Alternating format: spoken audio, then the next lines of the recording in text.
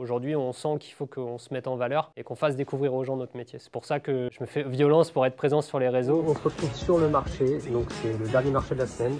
D'où les petites cernes que vous pouvez voir sous les yeux. Même si on en rigole en fait avec mes collègues, c'est vrai que c'est pas forcément tout le temps agréable. J'ai les mains pleines de poissons quand je prends mon téléphone et que j'essaye de filmer, mais je trouve que c'est nécessaire pour notre avenir. Je m'appelle Guillaume Fiala, j'ai 34 ans et je suis poissonnier passionné.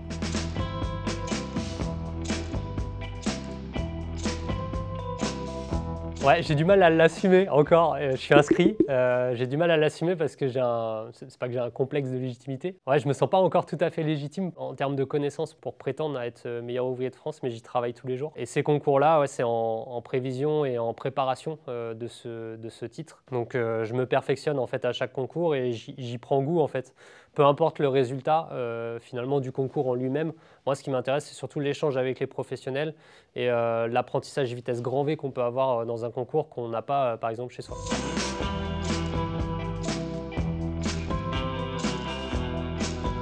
C'est un mélange assez complexe entre passion pour le métier, passion pour les gens aussi, parce que j'adore mes clients en fait simplement. Je suis là pour leur offrir le meilleur en fait de la pêche locale et artisanale qu'on peut trouver autour de Nantes. C'est mon but depuis que j'ai créé l'entreprise.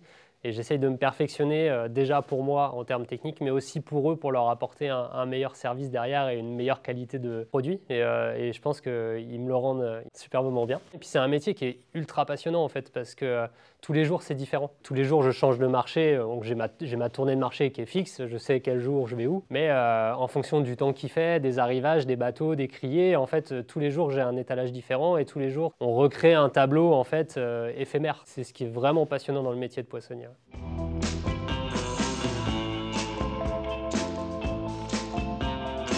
Je partage mon quotidien d'abord parce que je suis un amoureux d'artisanat. J'adore rencontrer les artisans sur les marchés.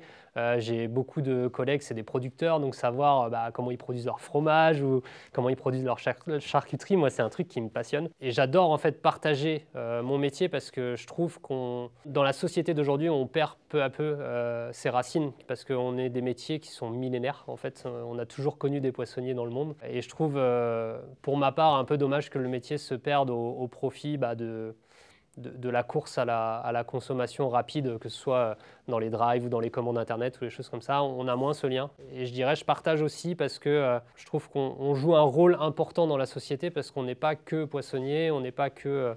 on nourrit la population de façon saine et durable.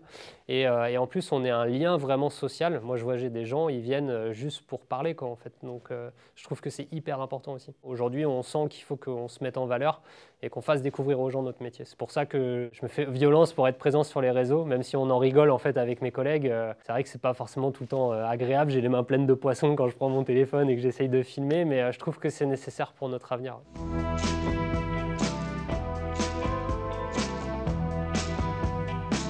C'est faux. Non, le poisson, c'est pas trop cher. Ce qu'il faut comprendre surtout, c'est que moi, pour en avoir discuté avec les gens, souvent ils disent que c'est cher parce que les gens sont focus sur le saumon ou le cabillaud. Parce que c'est les deux poissons les plus consommés. Comme c'est les deux poissons les plus consommés, c'est les deux poissons les plus chers parce qu'il y a beaucoup de demandes.